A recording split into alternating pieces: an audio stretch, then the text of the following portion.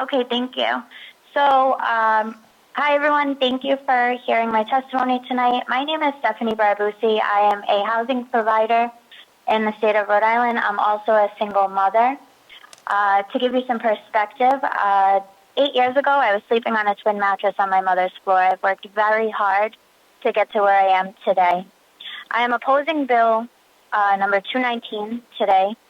And to give you an example of how hard it is to evict somebody in Rhode Island, I had a tenant who I had to evict January 2020. It took us till March to get an eviction court date because that's how long it takes in Rhode Island to get a court date from start to finish, or just even get a court date in general. So by the time my court date came around, it was March, and meanwhile, this tenant wasn't paying.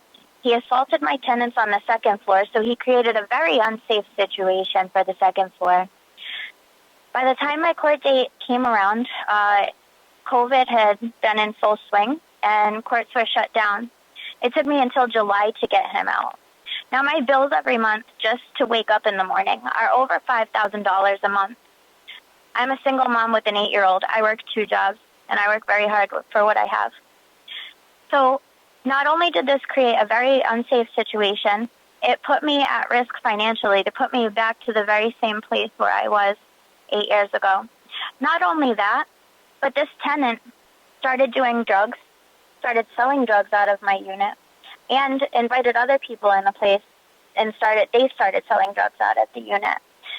He verbally and physically assaulted the tenants upstairs, and also, when I called the police on him, came to my home with me and my 8-year-old there and tried to verbally and physically assault me. And there is nothing I can do about it. There was no recourse. So I urge you to oppose Bill 219. Not only that, but instead of placing the burden on housing providers, I suggest that we make our social programs better and make programs like Section 8 better and more available to people. It takes just about probably 5 years at this point to get on programs like Section 8. So maybe instead of looking towards the housing providers and making it tougher for us just to run our households, maybe just try to strengthen the social programs that we have instead to fix the issue. Thank you, Ms. Baraboosi. We appreciate your testimony this evening.